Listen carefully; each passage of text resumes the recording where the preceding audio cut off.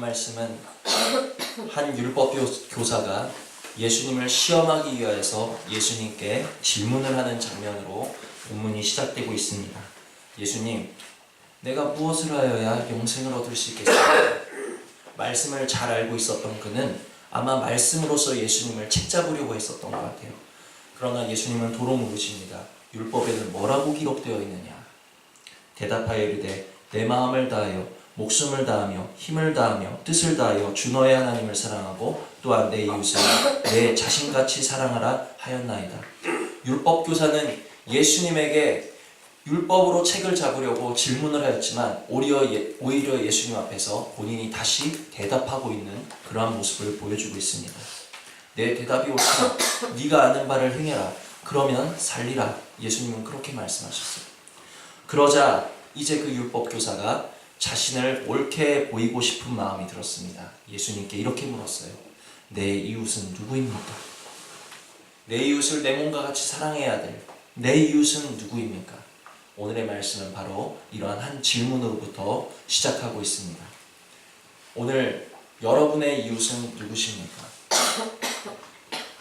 내 이웃은 누구인가? 오늘 예배를 통해서 나의 이웃이 누구인지 다시 한번 확실하게 깨달으실 수 있는 은혜가 있기를 원하고, 또 오늘 말씀을 통해서 내 모습은 어떠한 모습인지를 돌아보시고 점검하실 수 있는 은혜가 있기를 주님의 이름으로 축원을 드립니다. 아마 이제 율법교사는 자기를 옳게 보이려고 내 이웃은 누구입니까? 이렇게 물었어요. 예수님께 이런 대답을 듣기를 원했던 것 같아요. 네 이웃? 네 이웃은 아마 네 도움이 필요한 자들 아니겠느냐? 네 옆에서 너의 도움을 간절하게 기다리고 있는 그 사람이 너의 이웃이 아니겠느냐? 아마 율법교사는 그런 대답을 기대했을 거예요. 그런데 내 이웃이 누구입니까? 물어보는 그 율법교사에게 이제 예수님은 비유로 말씀하기 시작하십니다. 어떤 사람이 길을 가다가 강도를 만났다. 그리고 그가 많이 매를 맞고 거의 죽은 바가 되어서 길가에 버려져 있는데 제사장이 지나가다가 그를 보고 지나쳤고 레위인이 지나가다가 그를 보고 지나쳤는데 한 사마리아인이 그를 보고 불쌍히 여겨서 그를 치료하고 주막에 데려다 주었다. 이렇게 말씀하십니다. 그러면서 율법교사에게 이렇게 반문하시는 거예요. 얼마나 재밌는 반문을 하시는지. 내 생각에는 누가 강도 만난 자의 이웃이 되겠느냐. 자, 이게 왜 되게 재밌고 웃기는 질문인지 아십니까? 율법교사는 스스로 옳게 보이고 싶어서 처음에 이렇게 물었어요. 누가 내 이웃입니까? 그쵸? 누가 내 이웃입니까? 라고 물었어요. 그런데 예수님은 다시 질문하셨어요. 누가 강도 만난 자의 이웃이 되겠느냐?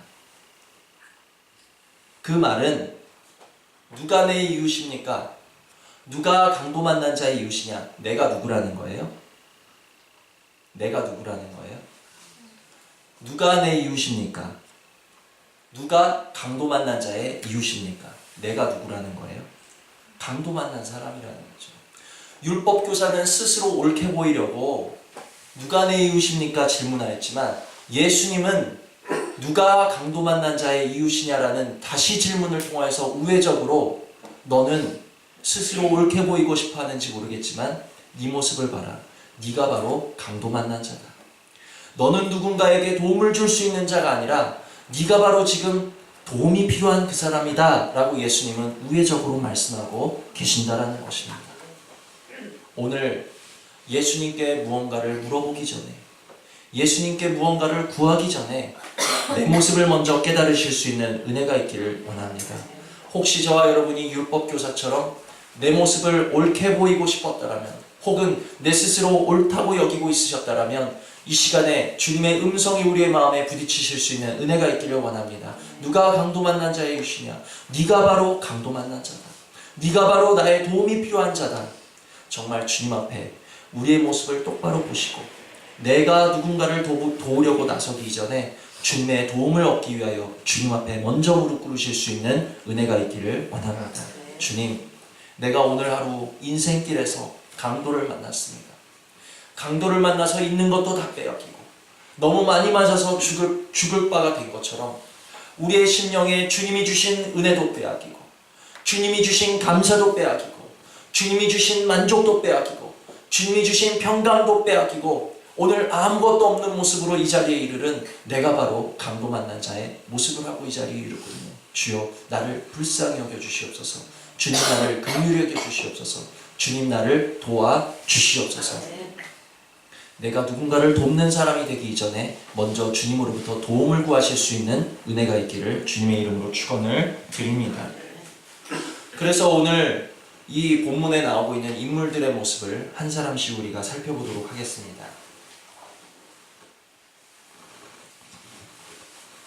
30절을 보시면 예수께서 대답하여 이르시되 어떤 사람이 예루살렘에서 여리고로 내려가다가 강도를 만나매 강도들이 그 옷을 벗기고 때려 거의 죽은 것을 버리고 갔더라. 여기서 길 가던 어떤 사람이 나와요. 강도만한 어떤 사람이 와요. 이 사람이 어디서 어디로 가고 있었습니까? 예루살렘에서 여리고로 가고 있었다. 예수님이 그냥 길을 가고 있었다라고 말씀하셨으면 될 텐데 왜 하필 예루살렘에서 여리고로 가고 있었다라고 말씀을 하실까요?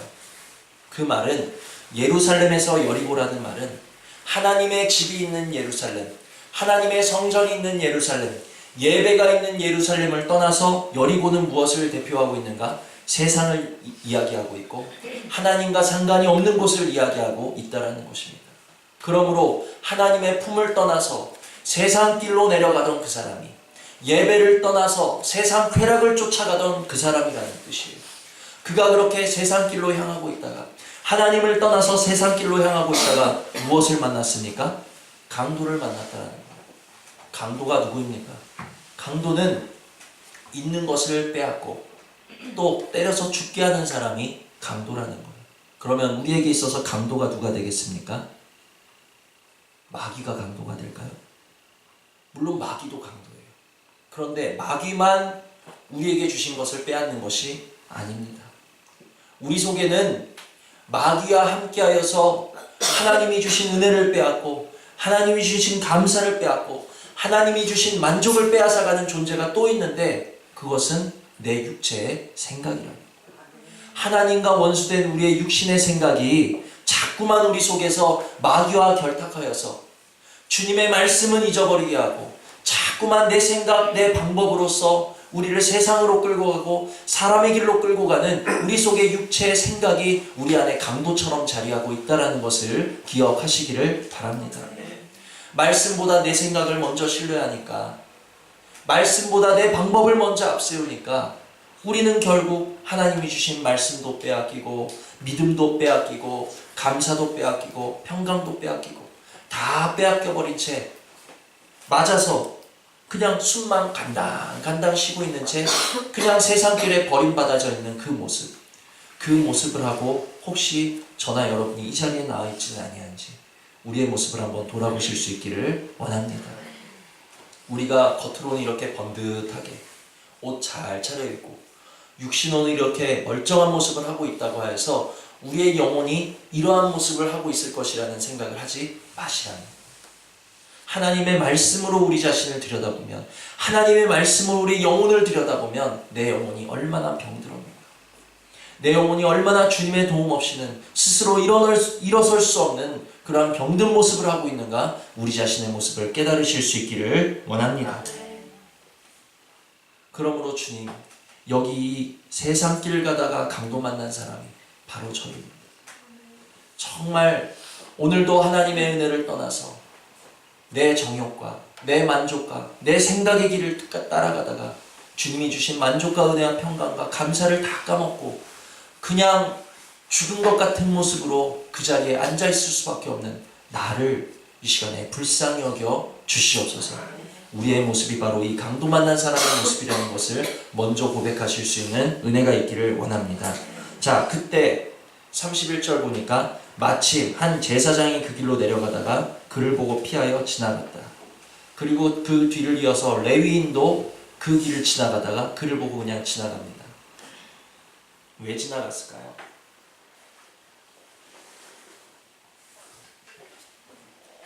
왜 제사장이 그냥 지나갔을 것 같습니까? 왜 레위인이 그냥 지나갔을 것 같습니까? 제사장이다, 레위인이다 하는 것은 바로 율법을 대표하고 있는 사람들이에요. 율법으로는 그 병든 자를 구원할 수 없다. 율법으로는 그 죽게 된 자를 구해낼 수 없다라는 것을 또한 예표하고 계신다는 것입니다. 그리고 또한 제사장이, 우리는 많은 사람들이 생각하기를 그래 그냥 괜히 귀찮은 일 보기 싫으니까 그냥 피해서 지나갔겠지, 그렇게 생각하시면 안 돼요. 제사장이 왜 그를 도울 생각이 없었겠습니까? 제사장이 왜 피 흘려서 쓰러져 있는 그 사람, 죽은 것 같이 된 그 사람을 돕고 싶은 마음이 없었겠어요? 그런데 그것은 율법으로 금지가 되어 있었다는 것입니다. 레위기를 제가 읽어보겠습니다. 같이 찾으시면 좋은데 레위기 21장 11절입니다. 못 찾으시는 분은 그냥 들으셔도 되고,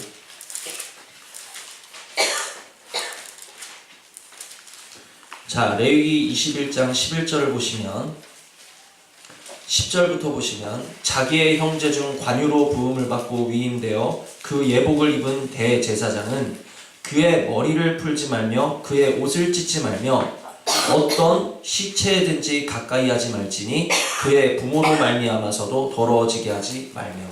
그러니까 제사장은 어떤 사람입니까? 시체를 만져서는 절대로 안 되는 사람.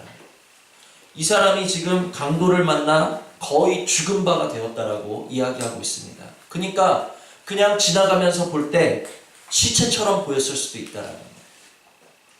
그래서 율법에 그 사람을 만지는 것을 금하고 있기 때문에 돕고 싶어도 제사장은 그를 도울 수가 있습니까? 없습니까? 없다라는 거죠. 또 이럴 수도 있습니다. 지나가면서 제발 시체이길 바란다. 근데 뭔가 꿈틀하는 게 보였어요. 아니야, 그래도 저 사람은 없습니다. 아마 돕기 싫은 마음을 또 율법으로 합리화하면서 그냥 지나쳤을 수도 있겠죠. 어쨌든 제사장의 모습은 그 율법이라는 틀에 매여서 지금 도움이 간절하게 필요한 그 사람을 그냥 지나갈 수밖에 없었다라는 것입니다. 오늘 제사장과 레위인이 의미하는 사람이 누구인가? 오늘 또 저와 여러분의 모습이라는 것을 깨달으시기를 바랍니다. 내가 사랑해 주어야 되고, 내가 섬겨 주어야 되고, 내가 용서해 주어야 될 내 옆사람이건을 제사장이 율법이라는 틀에 매여서 그를 구해주지 못했던 것처럼 내가 사랑해 줘야 되는 옆사람인데, 정말 말씀을 준비할 때마다, 지난주에는 대예배 말씀 준비하면서 우리 수아를 울게 하시더니, 근데 신기하게 이제 수아가 안 웁니다. 정말 안 울어요. 그렇게 울더니 이제 안 울어요. 이번에는 또 말씀을 준비하면서 그렇게 아름이 사모를 밉게 하시는 거예요. 제 마음에.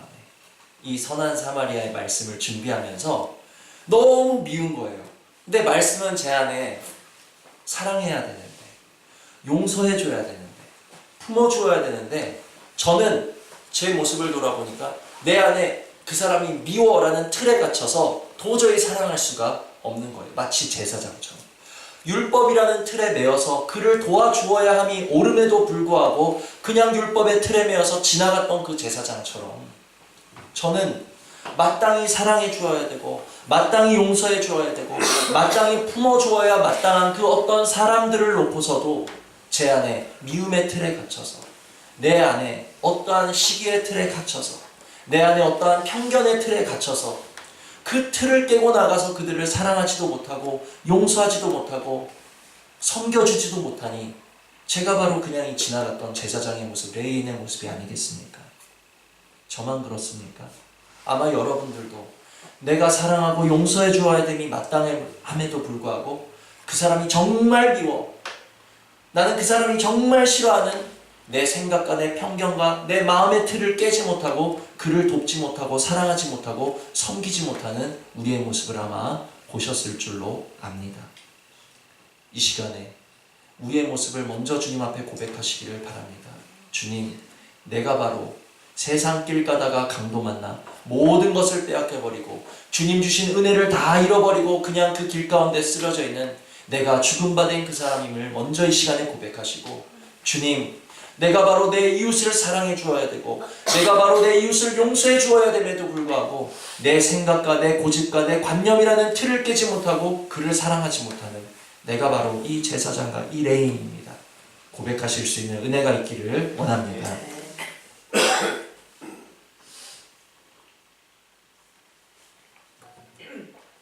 이제 드디어 33절에 보니까 이제 드디어 사마리아 사람이 나옵니다. 어떤 사마리아 사람은 여행하는 중 거기 이르러 그를 보고 불쌍히 여겼다. 사마리아 사람은 누구겠습니까? 사마리아 사람은 바로 우리 주님이시라는 것이죠. 우리 예수님이 바로 사마리아인의 모습을 하고 우리에게 오셨다라는 것입니다. 왜 예수님이 제사장의 모습을 하고 이 땅에 오지 않으셨을까? 왜 예수님이 레위인의 모습을 가지고 이 땅에 오지 않으셨을까? 왜 예수님은 멸시 천대받으시는 사마리아인의 모습을 하고서 멸시 천대받는 십자가를 지시고 죽으셨을까? 여기서 사마리아인은 그냥 괜한 비유가 아니라는 거예요. 예수님은 정말로 그래 율법의 틀로는 너희를 구할 수 없어서 내가 사마리아인의 모습을 하고 너희에게로 왔다라는 것을 말씀하고 싶으시다라는 거예요. 실제로 이 선한 사마리아인의 비유임에도 불구하고 이 율법교사는 사마리아인이라는 것을 입에 담기조차 싫어해요. 이 셋 중에 누가 강도 만난 자의 이웃이냐 예수님이 물으실 때 율법교사가 뭐라고 대답합니까? 사마리아인이요 이렇게 대답하지 않아요. 자비를 베푼 자니이다 이렇게 대답하지. 왜 이토록 사마리아인을 싫어했나? 이스라엘이 북이스라엘과 남유다로 나뉘어져 있을 때 북이스라엘이 먼저 아수르의 침공을 받아서 멸망하게 됩니다. 기원전 722년에. 그런데 그때 아수르가 추진했던 정책이 뭐냐면 혼혈 정책, 혼합 정책이었어요. 일부는 본국으로 포로를 끌고 갔지만 남아있는 사람들, 그 사마리아 성, 그 이스라엘의 수도 사마리아 성에는 각종 이방인들, 각종 외지인들, 그러한 각종 여러 나라에서 포로된 사람들을 다 사마리아 성으로 집어넣습니다.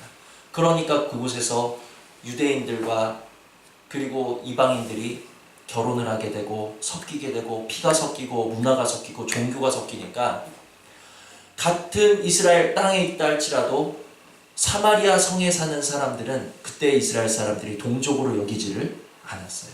그냥 이방인처럼 여기고 저 사람들은 피가 섞인 더러운 사람들이다. 구원받을 수 없는 사람들이다. 멸시천대했다라는 것입니다.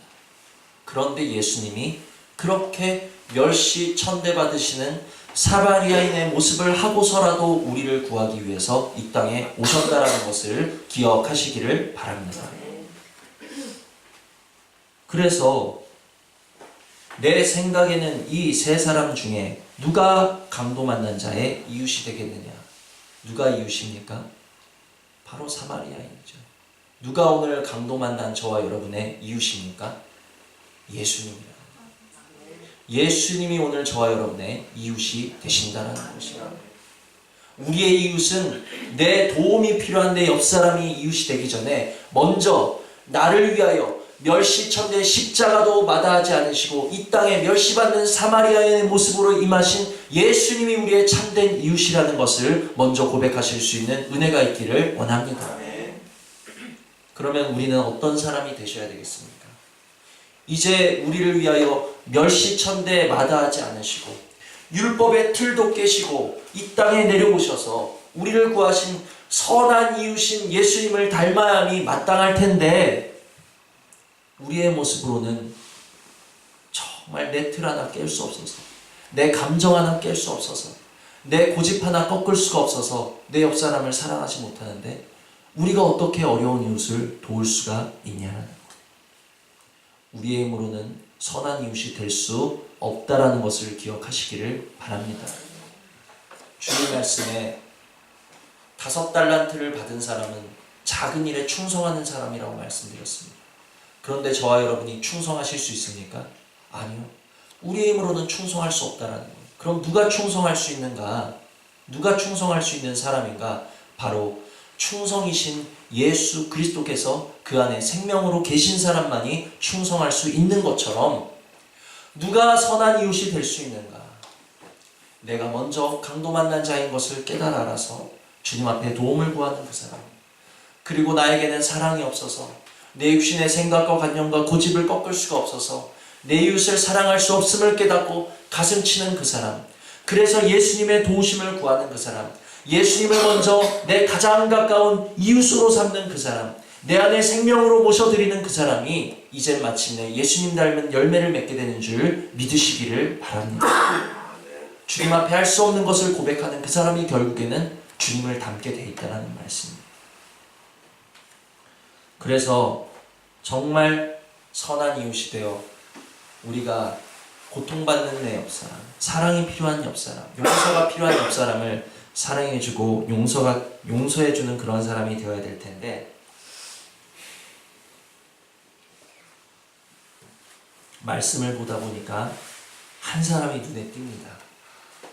분명히 말씀에 기록되어 있는데 이름도 없고 빛도 없는 사람이 있어요. 여기 누군지 아십니까?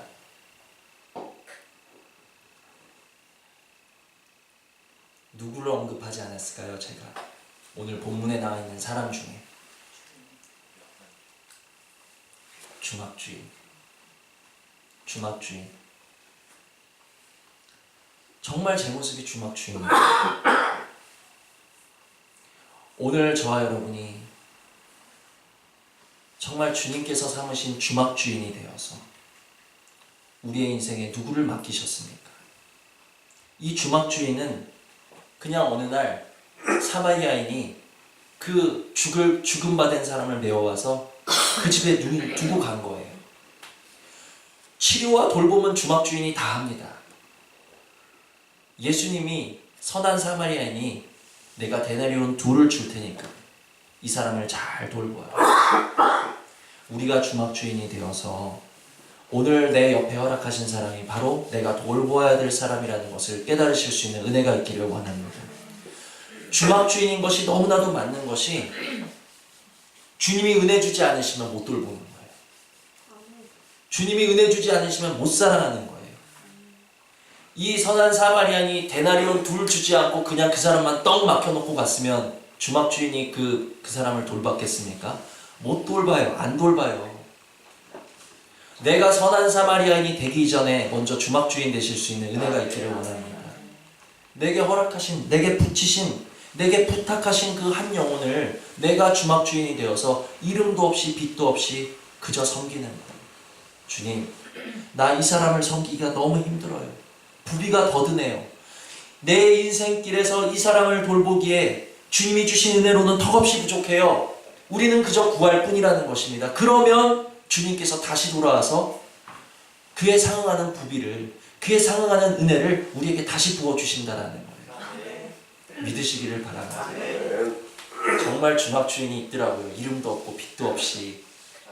이 사람이 굳은 일은 다 하는 거예요. 사실 이제 그 사마리안이 다시 돌아올 때까지. 언제 돌아올지 어떻게 합니까? 맨날 먹여주고 씻겨주고 입혀주고 상처난 자리 돌봐주고. 저와 여러분이 이제 강도 만나 죽음받은 자리에서 벗어나서 이제 정말 사랑할 수 없는 제사장과 레인의 자리에서 벗어나서 적어도 주막주인의 자리에 들어가실 수 있는 은혜가 있기를 원합니다. 내게 허락하신 사람들을 정말 주님께 은혜를 구하시면서 부비를 구하시면서 주님, 내가 그를 사랑할 수 있도록 은혜를 내려주세요. 내가 그를 보살펴 줄 수 있도록 은혜를 내려주세요. 우리가 기도할 때 주님께서는 반드시 그에 상응하는 은혜를 전해주시든지 후해주시든지 반드시 우리에게 갚아주신다는 것을 믿으시기를 바랍니다. 그래서 정말 나의 참된 이웃 되시는 예수님을 오늘도 의지하시고 또 오늘도 사랑하시고 우리 마음에 깊게 품으셔서 내가 예수님을 닮은 선한 이웃이 되면 좋겠지만 정말 자발적으로 그를 사랑할 수 없고 자발적으로 그를 불쌍히 여길 수 없다라면 주여, 내가 주막주인이라도 되어서 정말 주님께 은혜를 구하여서라도 내게 허락하신 사람들을 끝까지 책임지고 돌볼 수 있는 우리 성도들을 내가 사랑하며 내가 기도해주며 내가 돌봐줄 수 있는 주막주인의 자리에라도 내가 있어서 모든 영광과 모든 찬양을 우리 주님께만 올려드릴 수 있는 그러한 은혜가 오늘 저와 여러분에게 있기를 주님의 이름으로 축원을 드립니다.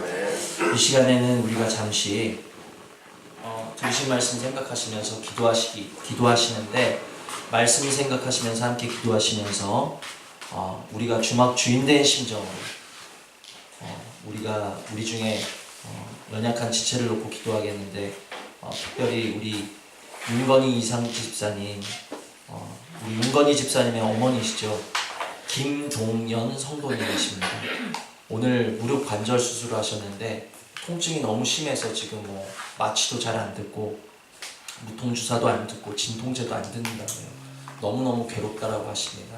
정말 주님께서 그 환부를 만져주셔서 그 수술이 정말 이미 수술을 하셨으니까 정말 그 치료와 회복이 빛과 같이 임하고 그 통증이 물러가기 위해서 정말 우리 같이 기도해 주시고, 주막 주인된 심정으로 기도해 주시고, 또 우리 이영희 권사님 허리 시술 받으신 거 정말 경과가 좋아져서 수술로 가지 않고 잘 회복하셔서 건강한 몸으로 다시 우리가 예배 자리에서 볼 수 있기를 위해서 우리 두 분 위해서 기도하시고, 또 우리 자신을 위해서 기도하시도록 하시겠습니다. 기도하십니다.